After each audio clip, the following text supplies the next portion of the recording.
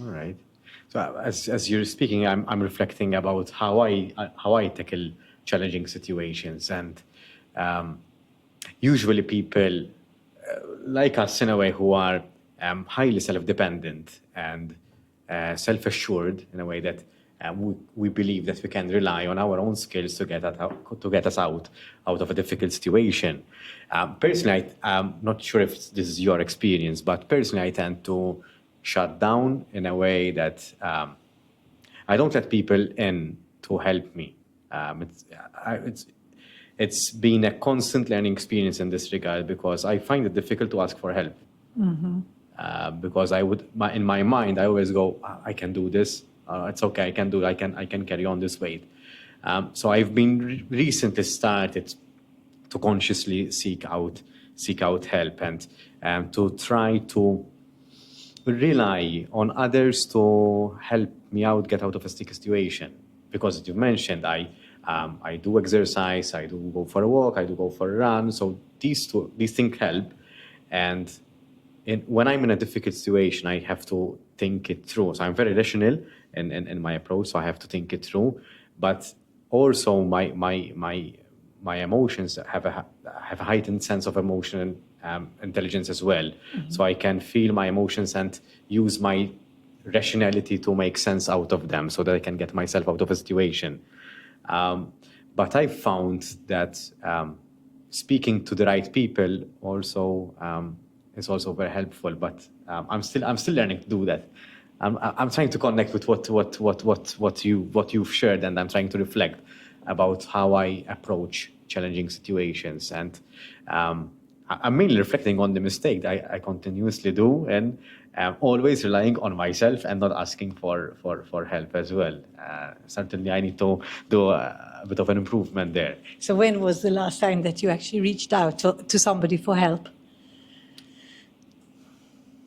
It's a tough question for me to answer. So think about asking a question. Usually, I don't get asked questions really frequently on the podcast. So I appreciate that.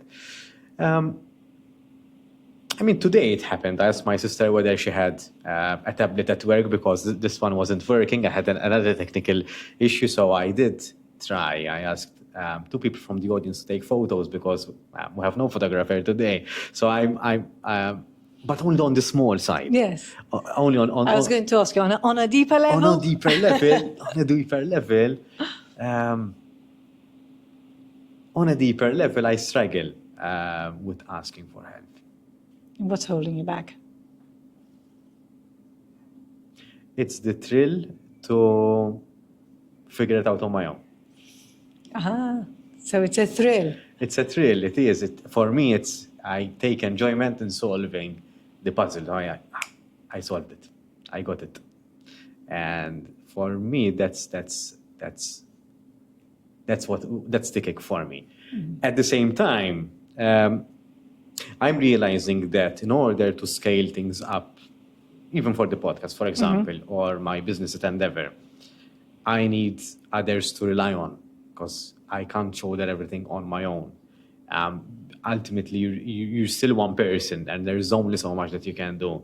So in order for me to scale things up, I need other people for sure. And I'm still finding a way of how I can inspire people to join me on my journey. Mm-hmm. So I'm still finding, I haven't found, I don't feel that I have found that magic formula because I don't want to do it all on my own. It's not that it's not that it's lonely because I'm fine with being on my own, but it's nice to be surrounded with the right people as well. Mm-hmm. Yeah. So I'd rather be surrounded by the right people. That's what you say resonates a lot with me because, in fact, I think sometimes that it is actually for me, let's say, lonely sometimes, like, oh my God, it's not just all these things to do because that's okay, but actually sharing, so when I get a little bit of help, then it's like so nice because you can talk about it, and it's not the sort of like even the practical things because I have to say my technical skills, for example, are like below minus 100. So I'm really bad, but really bad. And so, I'm hopeless there, I have to say again. But so when I get help with that, that's really great. It's really helpful. Oh my gosh, really helpful. And I'm not very creative. I'm not, and nowadays we have to make all these, creative posts to put on Yeah. social media Yeah. and on, social media, let's say, and I'm not good. So this is a weakness, but which is fine. So, and we were talking earlier about Yes, that. yes, we were. I'm identifying the people that are good at these things so that they can help. But also, other than that, it can be a bit, let's say, lonely doing it all alone.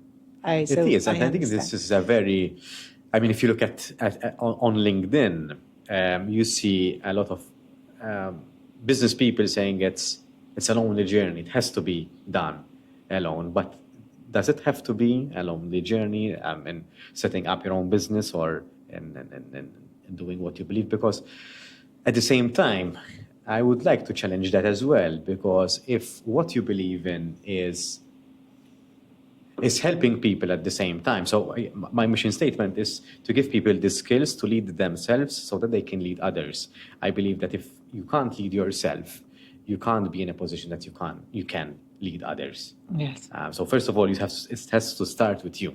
Yes. And I like to think that I'm giving that skill directly or indirectly. So either through coaching in a direct way or through workshops or through consultations, but also indirectly as well with me leading by example, which is something that I've learned through scouting. With whatever thing I'm doing. So if I'm posting that I did a run yesterday at 10 p.m., not everyone can go for a run at 10 p.m. after a day of work. So by doing that, it's not for self-validation, but it's me signaling that, hey, you can do it. Everyone can. Yes. Everyone can if you put your mind to it. So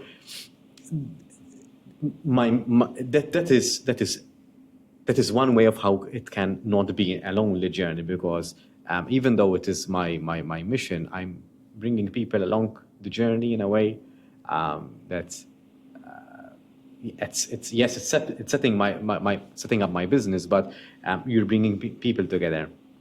I'm not sure whether that makes sense. Yes, it does.